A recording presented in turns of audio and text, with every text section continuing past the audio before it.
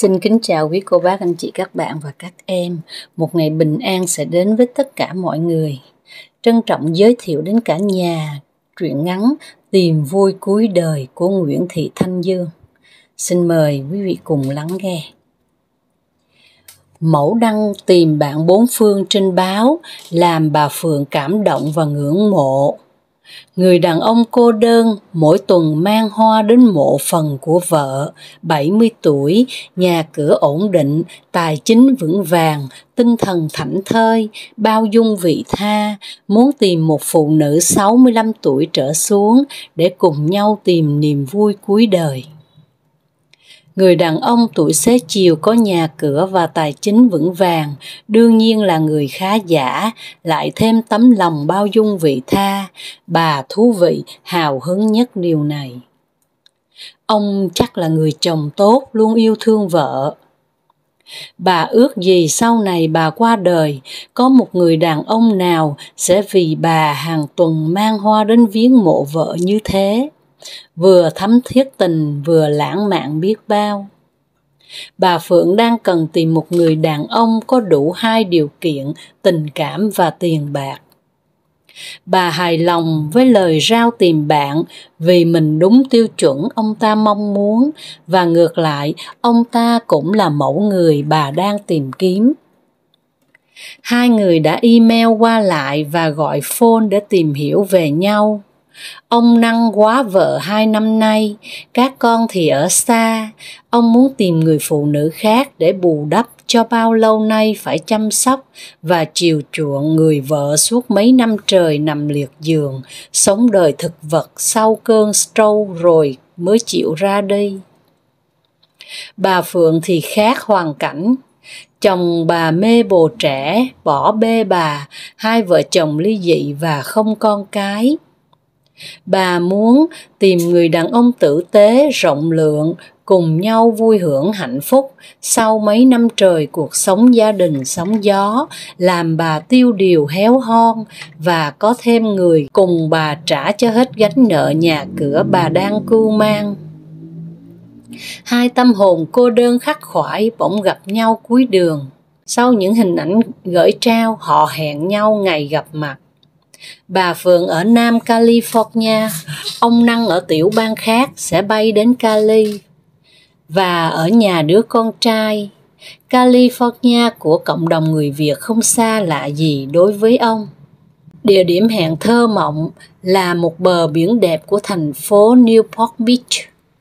Bà Phượng đã chuẩn bị kỹ cho lần đầu hội ngộ, mái tóc nhuộm màu hung tươi trẻ, bộ váy áo gọn xinh, cái áo khoác buông lơi trên bờ vai, dĩ nhiên không thể thiếu mùi nước hoa thơm nhẹ nhàng quyến rũ. Không ai có thể tin người phụ nữ này đã 65 tuổi. Ông Năng đầu đội một chiếc mũ Scotland cổ điển, nhưng không bao giờ lỗi thời. Cổ hoàng khăn màu xám bên chiếc áo sơ mi màu mận chính.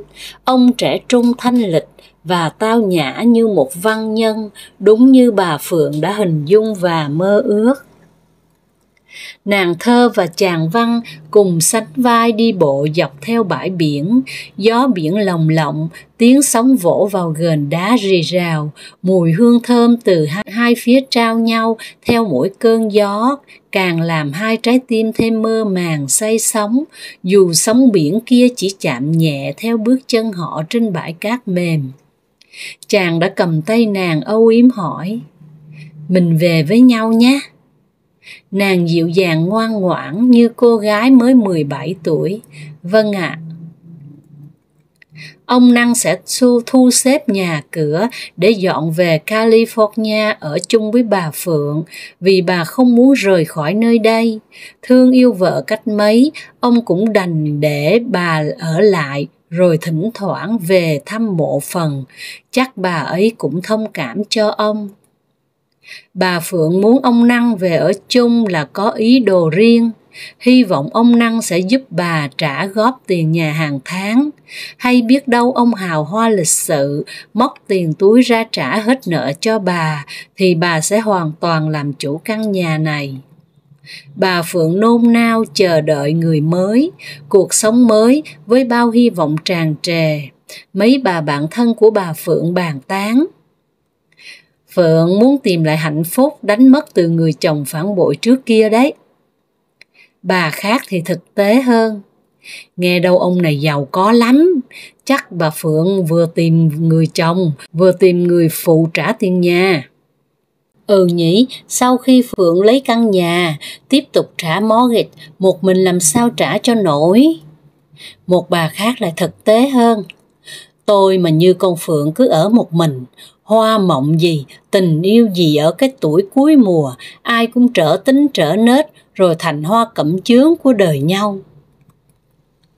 Ông Năng đã dọn đến ở với bà Phượng sau một buổi tiệc ra mắt họ hàng, con cái và bạn bè đôi bên. Chẳng biết nhà cửa tiền bạc ông đã tính toán và để nơi đâu, bà Phượng chưa tiện hỏi. Ông đến với bà cùng chiếc xe hơi cũ mềm. Ông giải thích. Chiếc xe mua từ lúc mới tinh đến giờ là kỷ niệm yêu quý của vợ chồng anh, nên dù cũ anh cũng chẳng nỡ rời.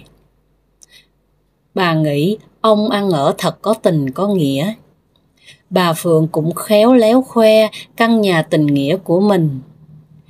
Căn nhà của em cũng thế, mua từ lúc hai vợ chồng hạnh phúc ấm êm. Hay dù tình duyên gãy đổ, nhưng em vẫn muốn giữ làm kỷ niệm trong đời, dù hàng tháng trả mortgage cũng vất vả lắm.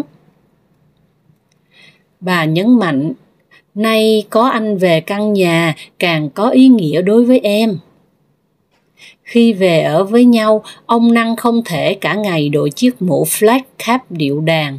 Thì ra đầu ông bị hói nặng, từ phía trước tới đỉnh đầu không còn lấy một sợi tóc để gió có cớ thổi bay. Bà Phượng thất vọng, nhưng nhìn ngày này qua ngày nọ thành quen, và bà tự an ủi thì mái tóc mình cũng bạc và xác xơ dần. Vấn đề chính là ông Năng giàu có và bao dung kìa. Bà vẫn cố giữ hình ảnh đẹp trước mắt ông, mỗi tháng nhuộm tóc một lần khi màu tóc bạc chớm hiện ra nơi chân tóc đường ngôi. Khi đã được chồng yêu thì nói gì chồng chẳng nghe theo. Họ xứng đôi vừa lứa, hai người cùng cảm thấy đủ yên vui hạnh phúc trong thời gian đầu cuộc tình còn mới mẻ. Chiếc xe cũ của ông Năng từ ngày về California, nó thường xuyên dở chứng, nay hư cái này, mai hỏng cái khác, nằm ì một chỗ. Lại thấy ông Năng mang ra tiệm sửa. Bà Phượng thăm dò góp ý. Anh bán xe cũ mua xe mới mà đi cho khỏe thân. Anh thấy xe của em, từ ngày anh về đây có hư hỏng gì đâu. Đi gần hay đi xa, em đều an tâm. Ông trả lời cho xong, để anh tính. Nhưng ông vẫn cố xài cái xe cũ cho bằng được, dù mấy lần công sửa chắc cũng bằng giá trị rẻ mạt của chiếc xe đã lỗi thời và cũ kỹ. Có khi ông Năng phải mượn xe bà Phượng. Bà tò mò và thắc mắc nghĩ thầm, tiền bạc của cải ông để dành làm gì mà không lấy ra xài cho những chuyện hợp lý như mua xe. Con cái ông đều khá giả, chúng đâu cần ông để của hồi môn. Hay là ông Năng chưa tin cậy bà nên vẫn giữ của phòng thân. Sau một năm đời bỗng chẳng bình yên, tai họa ập đến. Bà Phượng bị té ngã từ thang lầu xuống đất, vào nằm bệnh viện và về nhà với cái chân bó bột phải nằm trên giường dài hạn. Ông Năng chăm sóc từ miếng ăn giấc ngủ, từ thay quần áo đến giúp đỡ bà vệ sinh cá nhân. Trưa nay ông Năng vừa nấu xong nồi cháo thịt, đang lúi húi lục trong rổ bát tìm cái môi để múc ra một bát cháo cho nguội, thì bà Phượng nũng nịu nhờ vả.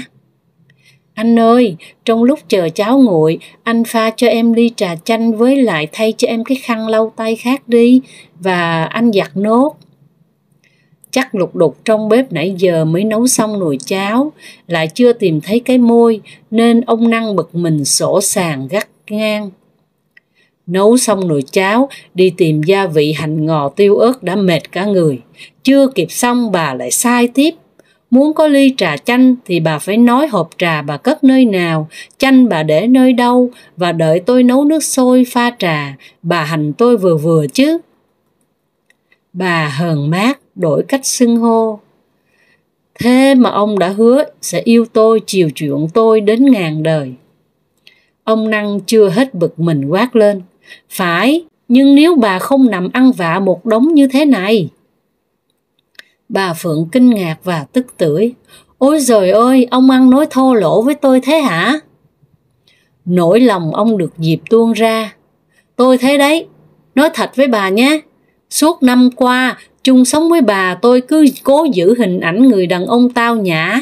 Mỗi lần chúng ta sánh đôi ra ngoài đường, tôi phải ăn mặc chỉnh tề, quàng khăn lên cổ, đội mũ lên đầu và ăn nói văn hoa cho bà vừa lòng.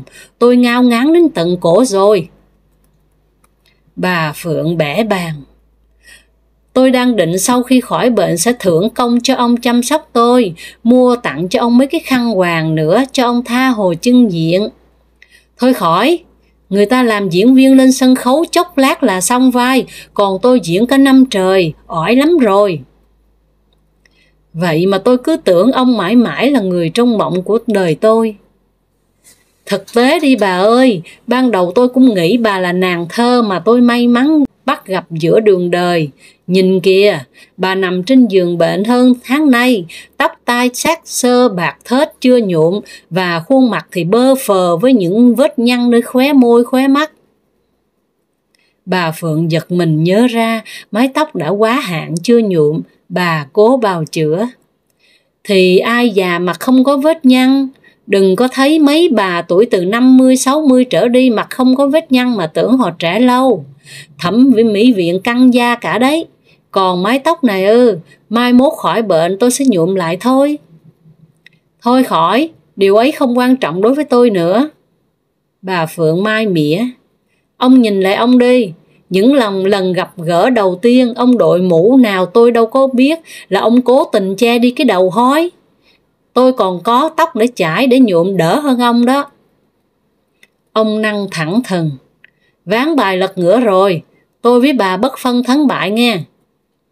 Bà Phượng tủi thân ôm mặt khóc. Ông Năng đe dọa. Bà có thôi khóc đi không?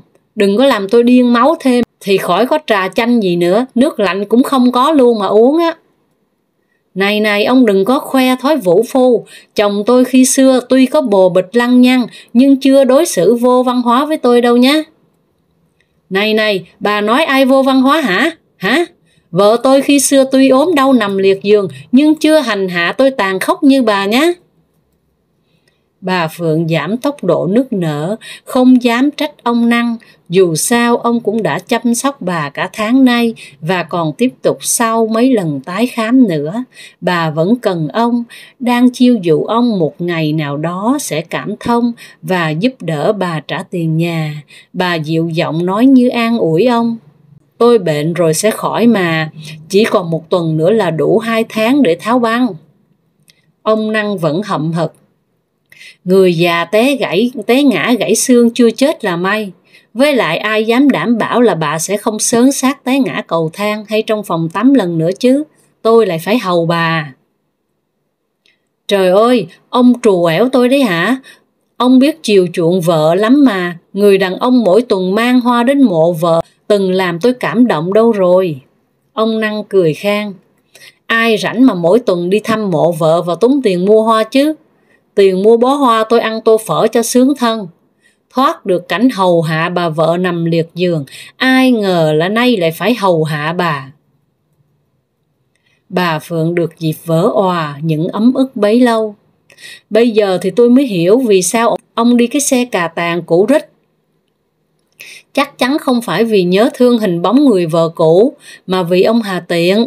Tiền bạc để dành cho nó mục nát ra để về bên kia thế giới tiêu xài với ma. Bà hăng máu gào thêm. Về ở với tôi, cái gì ông cũng xài chung xài ké. Hôm nọ mượn tiền tôi mấy trăm đồng sửa xe còn chưa trả đấy nhé. Nợ tôi sẽ trả, hàng tháng tôi đều đưa bà mấy trăm đồng chứ có ăn nhờ ở đậu nhà bà đâu. Bà Phượng cười khinh khỉnh. Vài trăm đồng 1 tháng của ông chưa đủ tiền một đứa xe phòng, trong khi căn nhà này mỗi tháng tôi trả mortgage gần 3.000 đồng bạc. thế mà đăng lời rao tìm bạn vừa hoa mỹ vừa oai phong lẫm liệt, nào là ôm hoa đến mộ vợ, nào là nhà cửa ổn định, tài chính vững vàng, tinh thần thảnh thơi, bao dung vị tha. Ông Năng giải thích, tôi đăng ôm hoa đến mộ vợ cho thơ mộng với cuộc đời. Ý tôi muốn nói là vẫn thương người vợ cũ, những điều còn lại tôi dí dỏm cho vui, chứ không có ý lừa dối ai cả. Tôi nghèo mạt rệp, nhà cửa ổn định là diện housing đấy. Tài chính vững vàng là tiền già lãnh hàng tháng cho đến chết đấy. Có bảo hiểm sức khỏe chẳng tốn đồng nào là tinh thần thảnh thơi vô lo đấy. Ở tuổi già không phải lệ thuộc nhờ vả con cái, với tôi thế là quá sung sướng. Tôi chỉ nói lên sự thật, tại bà quá giàu tưởng tượng mà thôi. Thế sao ông không nói hụt toẹt ra cho tôi biết sớm? Thì tôi tưởng gặp người tình tri kỷ, ở với nhau sẽ hiểu nhau. Nhưng bà chỉ dòm ngó tìm hiểu gia tài của tôi, làm cho tôi ngại ngùng khó nói. Thôi, thì tôi với bà chấp nối không có gì ràng buộc, bây giờ không hợp nhau nữa thì chia tay.